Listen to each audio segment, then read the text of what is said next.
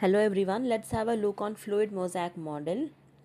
So here in case of the fluid mosaic model, it is most accepted model of cell membrane. अब ये जो fluid mosaic model है ये cell membrane का structure show करता है and it is one of the most accepted model. So it was proposed by Singer and Nicholson in 1972. अब according to this model, it is made up of phospholipid bilayer and proteins. अब according to the fluid mosaic model, ये जो cell membrane है ये lipid layer से बना हुआ है और उस लिपिड में प्रोटीन्स भी प्रेजेंट है। ओके, अब ये जो लिपिड है कौन सा लिपिड है? फॉस्फोलिपिड है।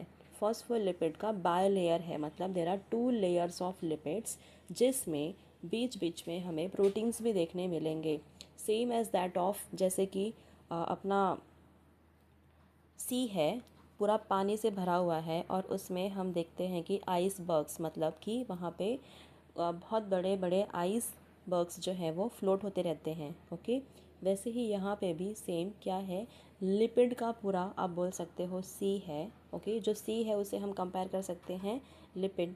ओके, अब जो आइस बर्ग्स है उसको हम कंपेयर कर सकते हैं प्रोटीन से। सो यहाँ पे पूरा लिपिड फैला हुआ है और उसमें बीच बीच में प्रोटीन्स प्रेजेंट हैं।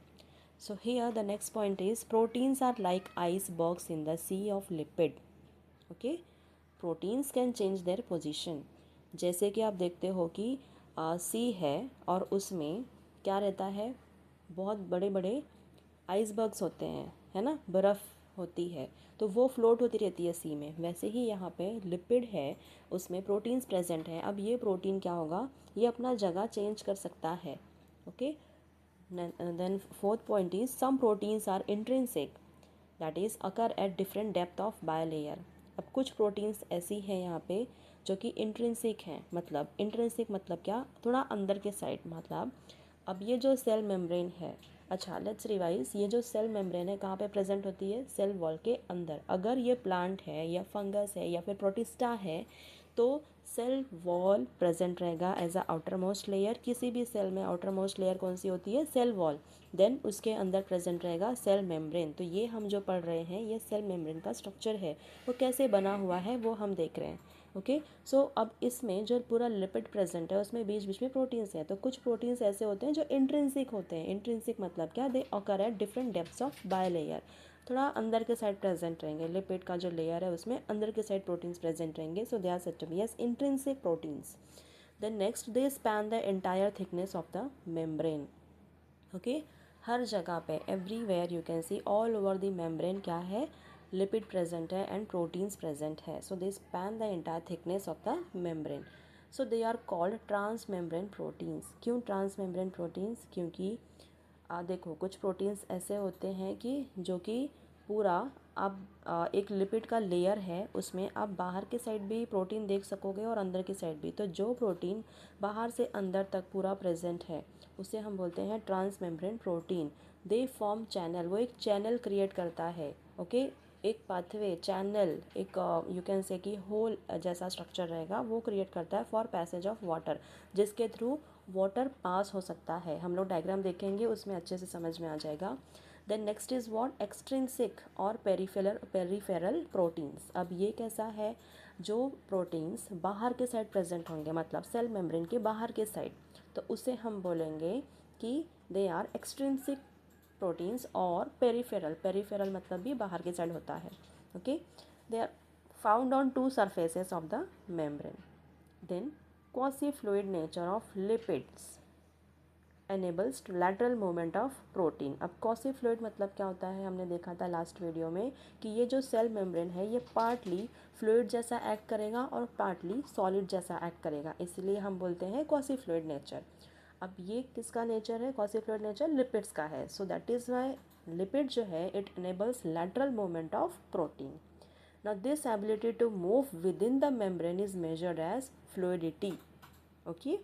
The next is what? Main function of plasma membrane.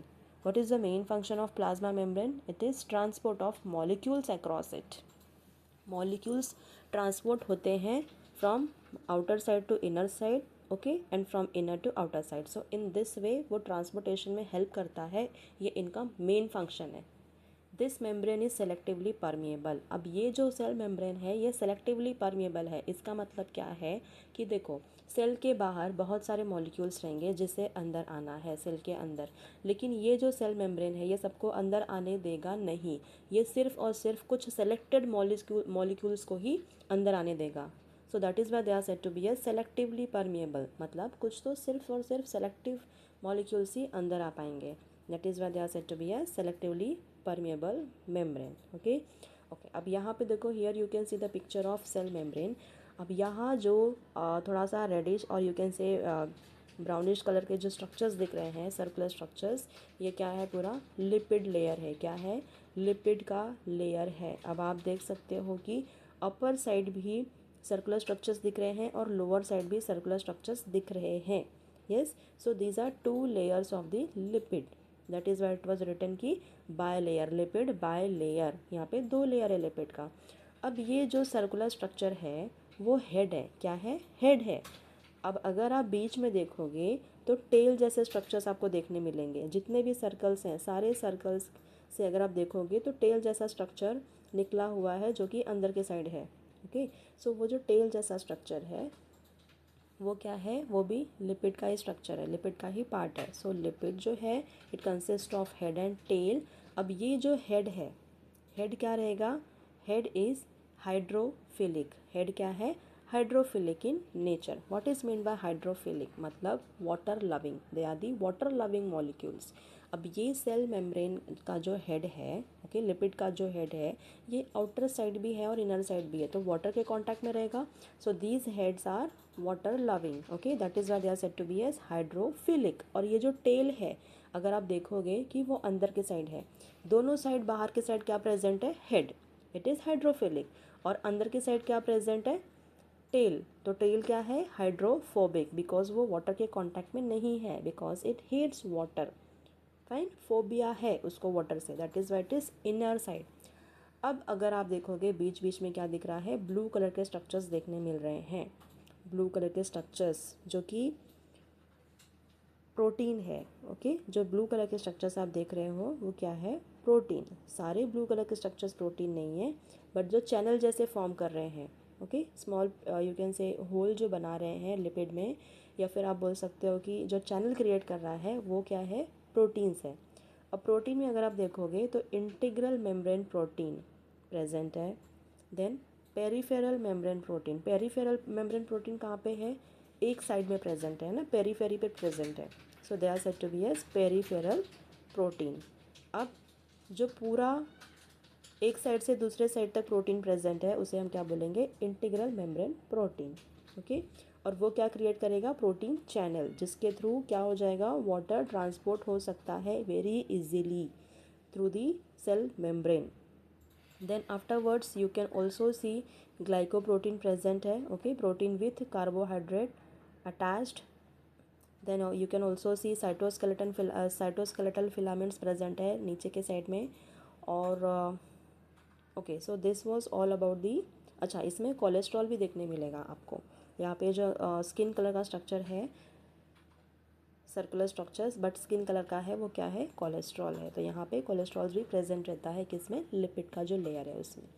So this was all about the fluid mosaic model. इसका स्ट्रक्चर ऐसे दिखता है सेल मेम्ब्रेन का according to the fluid mosaic model. Okay, now next is what? During passive transport. जैसे कि हमने देखा कि इसमें ट्रांसपोर्टेशन होता है through the channels. So during passive transport, what is meant by passive transport? It simply means कि many molecules move across the membrane without spending energy. तो जब भी molecules move हो जाएंगे through the cell membrane without utilizing any energy, तो उसको हम क्या बोलेंगे? passive transport। passive transport में कभी भी energy utilize नहीं होती है। एनर्जी कौन से फॉर्म में रहेगी? यहाँ पे ATP के फॉर्म में। ATP का फुल फॉर्म क्या है? Adenosine triphosphate. Okay, but in case of the passive transport यहाँ पे कोई भी एनर्जी रिक्वायर नहीं है। But some solutes move by simple diffusion along the concentration gradient. अब कुछ सॉल्यूट्स ऐसे भी हैं जो कि सिंपल डिफ्यूजन का प्रोसेस यूज़ करके मूव होते हैं। अब ये कैसे होगा?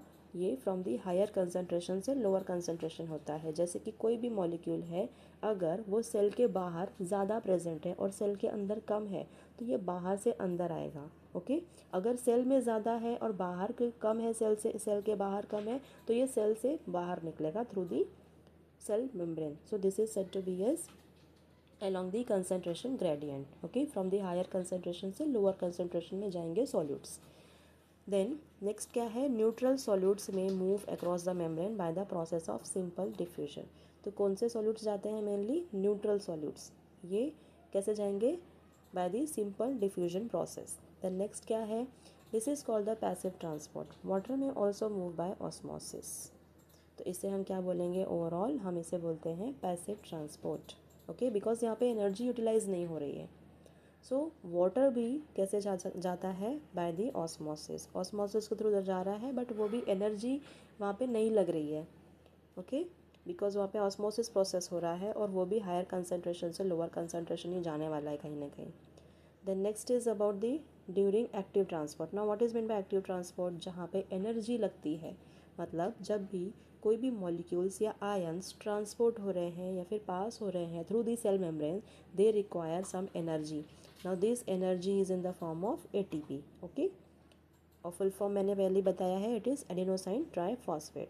सो फ्यू आयंस और molecules are transported against concentration gradient. मतलब ये कंसंट्रेशन ग्रेडियंट के अगेंस्ट जाएंगे, इसलिए इनको एनर्जी लग रही है, from lower to higher concentration.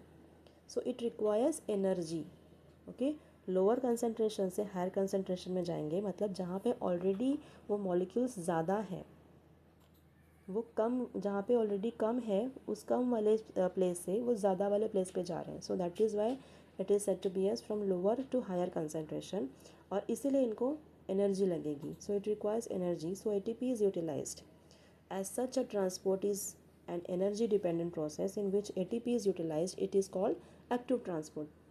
क्योंकि यहाँ पे एनर्जी लग रही है, इसे हम क्या बोलेंगे, active transport. For example Na plus और K plus pump. What is Na? It is sodium ions, और K प्लस क्या है, पोटेशियम आयंस।